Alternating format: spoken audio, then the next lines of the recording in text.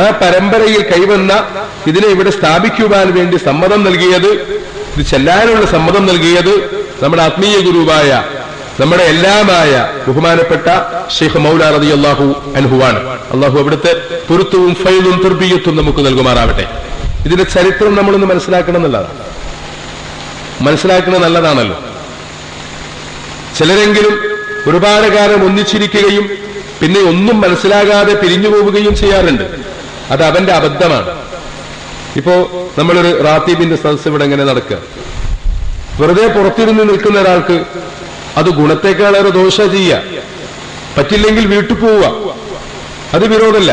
കുറെ ആളുകൾ അഷ്റഫുൽ വറ മുഹമ്മദുർ റസൂലുള്ളാഹി സ്വല്ലല്ലാഹു അലൈഹി വസല്ലമ തങ്ങൾ ഇരുന്നിങ്ങനെ പ്രകീർത്തിക്കുകയാണ്. മറ്റൊരുത്തൻ വർത്തമാനം പറഞ്ഞ് പുറത്തിരിക്കുന്നു. അവന് ഈ സദസ്സിന്റെ കുരുത്തക്കേട് തന്നെ ഇതിൽ തൊട്ട് അകലാൻ കാരണമായി തീരും. അള്ളാഹു നമ്മളോട് റഹ്മത്ത് ചെയ്യുമാറാവട്ടെ. അതിൽ വലിയ കാര്യമുണ്ട്. അപ്പോ ചുരുക്കത്തിൽ ബഹുമാനപ്പെട്ട മശായിഖന്മാരാൽ സ്ഥാപിക്കപ്പെട്ട വിശുദ്ധമായ ഒരു കാര്യമാണ് നമ്മൾ നടത്തുന്നത്. വളരെ വിശുദ്ധമായ ഒരു കാര്യമാണ്. ഇതിൽ ഭൗതികതയുടെ ലാഞ്ചനയില്ല. ഇപ്പോ എന്താണ് ഇതിൽ ഭൗതികത? നമ്മുടെ ഈ സദസ്സിൽ ദുനിയാവിന് എന്താ വില? ഇങ്ങനെ ഒരു സദസ്സ് എവിടെ? ഇതിൽ ദുനിയാവിന് ഒരു വിലയുമില്ല. നമ്മൾ ദുനിയവിയായ എന്തെങ്കിലും ഒരു കാര്യത്തിന് വന്നവരല്ല, എന്തെങ്കിലും ഇവിടുന്ന് കിട്ടുമെന്ന് പ്രതീക്ഷിക്കുന്നവരുമല്ല. ഇവിടെ ഈ പന്തലിൽ നമ്മൾ ഒരുമിച്ച് കൂടുന്നു എന്നത് ഒരു പക്ഷേ വലിയൊരു സമ്മേളനമൊന്നുമല്ലല്ലോ. ഇതിലൊന്നും കിട്ടാനില്ല, ഭൗതികമായ ഒന്നും കിട്ടാനില്ല. മറിച്ച് ഇതൊക്കെയും ആഖിറത്തിലേക്കുള്ള വിശുദ്ധമായ കലർപ്പില്ലാത്ത അല്ലാഹുവിനാൽ സ്വീകരിക്കപ്പെടുന്ന നിക്ഷേപങ്ങളാണ്. അതിന്റെ സമയം അവിടെയാണ്. നോക്കൂ നിങ്ങൾ, ഇന്നത്തെ നമ്മുടെ സമകാലിക മുസ്ലിം സമൂഹത്തിലേക്കൊന്ന് ചിന്തിച്ചു നോക്കൂ നിങ്ങൾ. നമ്മളൊന്ന് തട്ടിച്ചു നോക്കണല്ലോ. എവിടെ പോയാലും ഇന്ന് പ്രശ്നമല്ലേ? ഒരു പള്ളിയിൽ പോയാൽ മര്യാദക്ക് ജുമാ നിസ്കരിക്കാൻ കഴിയുന്നുണ്ടോ? ആരാ ഖുത്ബ ഓതുന്നയാള്? അയാളുടെ ബ്ലഡ് ഗ്രൂപ്പ് ഏതാണ്? അതിനനുസരിച്ചാണ് ഖുത്ബ കേൾക്കുന്നവന്റെ സമീപനം. ഒരു മനുഷ്യൻ മരിച്ച് മയ്യത്ത് നിസ്കരിച്ച് മുന്നിൽ വെക്കുമ്പോ അയാൾക്ക് വേണ്ടി മയ്യത്ത് ഒരേ സ്വരത്തിൽ നിസ്കരിക്കേണ്ടവരാ. പക്ഷെ നമ്മുടെ സമൂഹത്തിന് മാറ്റം സംഭവിച്ചു. ഇമാമത്ത് നിൽക്കുന്നവന്റെ മെമ്പർഷിപ്പ് ഏത് പാർട്ടിയിലാണ്, അതിനനുസരിച്ചാണ് നിസ്കാരം. ശരിയല്ലേ? കാണുന്നൊരു പരസ്യമായ നഗ്നമായ സത്യമല്ലേ? എന്താ ഇല്ല എന്ന് പറഞ്ഞിട്ട് കാര്യം? ഉള്ളതാണ്.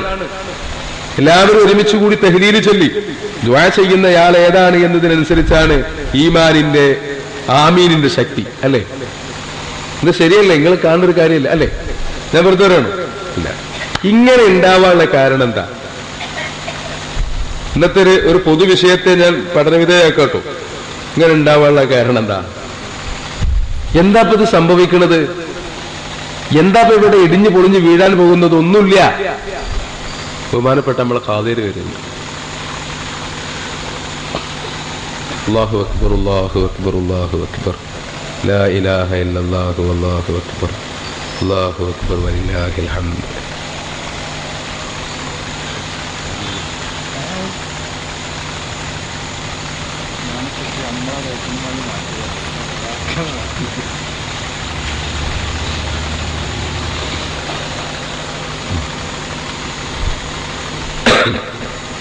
അപ്പോ ഇങ്ങനെ വിഭജിക്കപ്പെട്ടതിന്റെ കാരണം ഒന്ന് മാത്രം. ഓരോ കാര്യങ്ങളെ കൊണ്ടും ഉദ്ദേശിക്കപ്പെടുന്നത് എന്താണോ അതിന് മാറ്റം സംഭവിച്ചു. വീടൊക്കെ പഴയ വീടാണ്, പക്ഷെ വീട്ടുകാരൻ മാറി.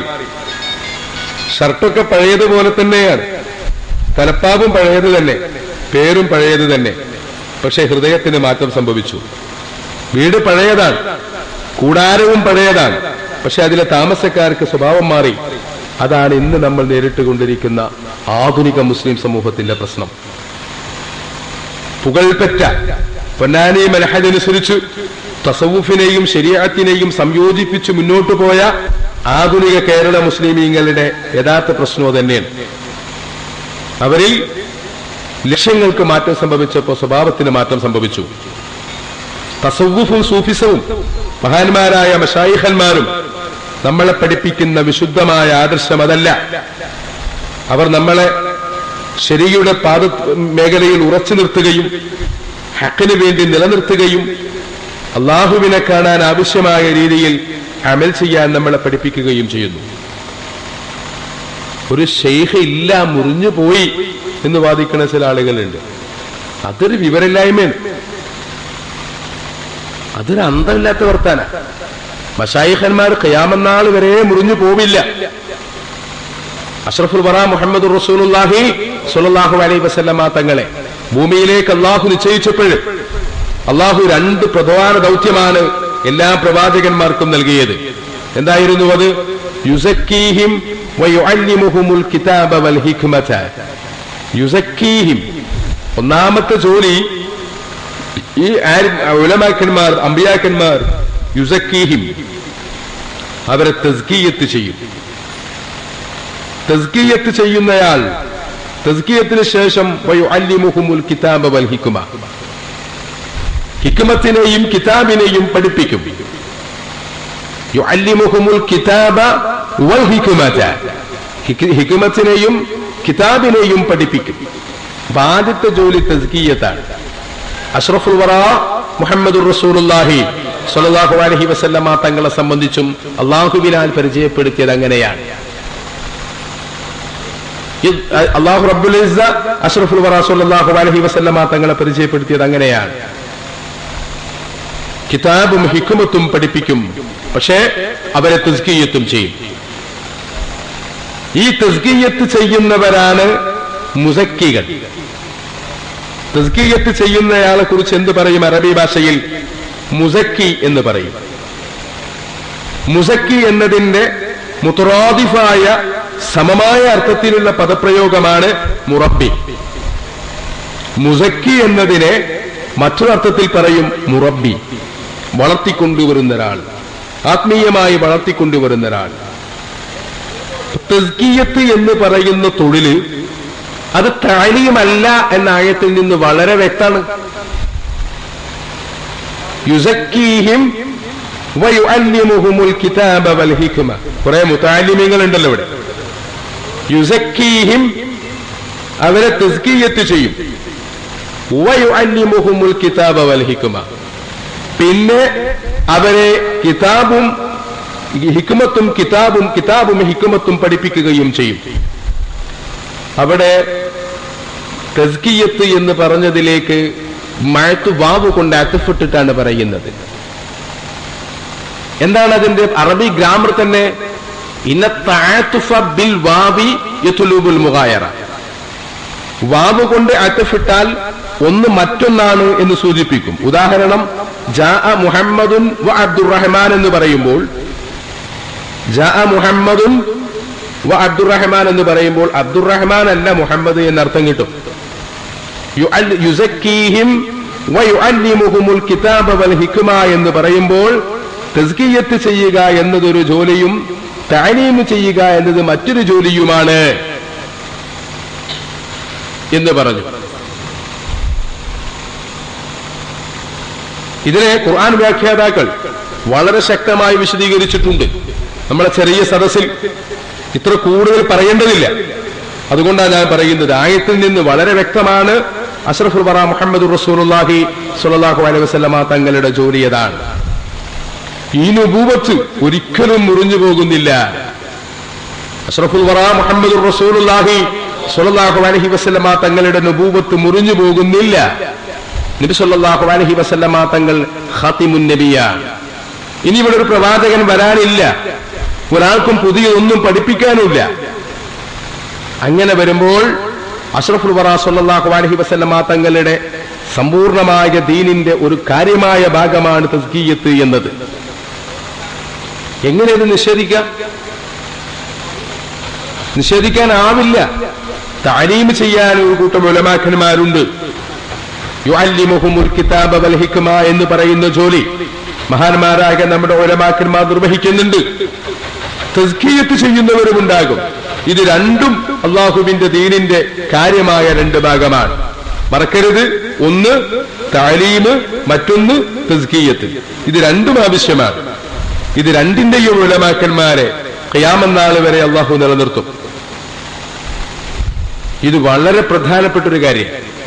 അപ്പൊ അത് മുറിഞ്ഞു പോകുമെന്ന വാദം, നിർത്തിപ്പോയി എന്ന വാദം, ഇന്ന ഡേറ്റ് മുതൽ ഇല്ല എന്ന വാദം, ഇന്ന വർഷം മുതൽ ഇല്ല എന്ന വാദം ആരും ഉന്നയിച്ചാലും അതർഹിക്കുന്ന ബഹുമാനത്തോടുകൂടി ആ മഹാമനുഷ്യന്മാരോട് പറയാനുള്ളത് നിങ്ങൾ ഖുർആൻ ഒന്നുകൂടി ഓതണമെന്നാണ്. അഷ്റഫുൽ വറ മുഹമ്മദ് റസൂലുള്ളാഹി സ്വല്ലല്ലാഹു അലൈഹി വസല്ലമ തങ്ങളെ മനസ്സിലാക്കാൻ ശ്രമിക്കണമെന്നതാണ്. നിങ്ങൾക്ക് മനസ്സിലാവുന്നുണ്ടോ? പക്ഷെ ഇതിൽ അങ്ങാടി നിങ്ങൾ ശണ്ട കൂടരുത്. ഞാൻ കാര്യം പറഞ്ഞു എന്നുള്ളൂ. ഒരുത്തൻ മുറിഞ്ഞു പോയി എന്ന് വാദിക്കുന്നുണ്ടെങ്കിൽ അവൻ പറഞ്ഞോട്ടെ, അവന് മുറിഞ്ഞു എന്ന് ഉറപ്പാണ്, അവനിനി കിട്ടൂല, ഉറപ്പിച്ചു കഴിഞ്ഞു. അള്ളാഹുവിന്റെ ആരിഫീങ്ങളെ വിമർശിക്കുന്ന ആർക്കാണ് ഭൂമിയിൽ നിലനിൽക്കാൻ കഴിയുക? ആരാ ഭൂമി രക്ഷപ്പെട്ടത്? ആ പക്ഷം പിടിച്ചാൽ തന്നെ കുടുങ്ങി.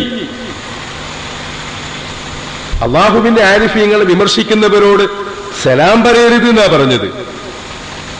അള്ളാഹുവിന്റെ ആരിഫീങ്ങളെ വിമർശിക്കുന്നവരോട് കൂടെയിരിക്കരുത് എന്നാ പറഞ്ഞത്. എന്താ ഇവിടെ മറ്റുള്ളവരൊക്കെ ചെയ്ത തെറ്റ്? അതിന് പുതിയൊരു ഭാഷയിൽ പറയല.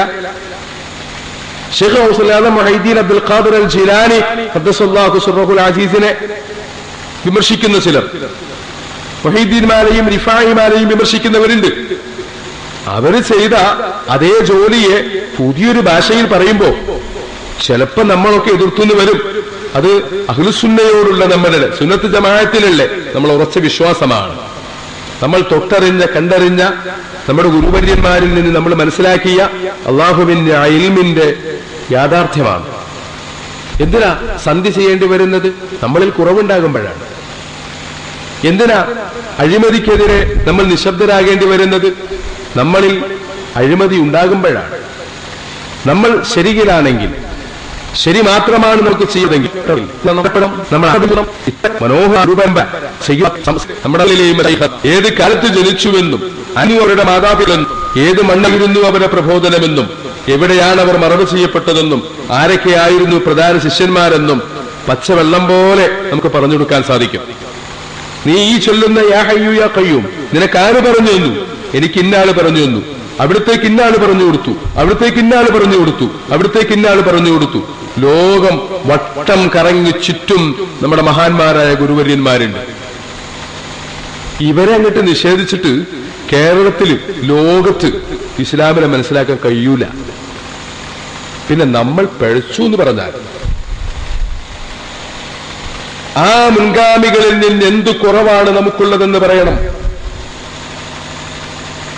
അതൊരു വലിയ കാര്യമാണല്ലോ. ഇപ്പോ നമ്മുടെ ഖാദിരി തുരീഖത്തിലെ ചില ദിക്റുകളുടെ അർത്ഥം ചിലർക്ക് മനസ്സിലാവണില്ല. കുറച്ചാൾക്കാർക്ക് മനസ്സിലാകാത്ത മുമ്പുണ്ട്. ഖുതുബിയ്യത്തിലെ ഹൂഹു അതിന്റെ അർത്ഥം മനസ്സിലായില്ല എന്ന് വഹാബി കളിയാക്കലുണ്ട്. അത്ര വഹാബിസ് അല്ലെങ്കിലും അതിന് കുറച്ച് താഴെ മറ്റൊരു ഇസം ബാധിച്ചവർ ചിലപ്പോൾ നമ്മൾ അദ്കാറുകൾ വായിച്ചിട്ട് ഇതിന്റെ അർത്ഥം എന്താ, ഇതിന്റെ അർത്ഥം എങ്ങനെയാണെന്ന് കളിയാക്കാറുണ്ട്.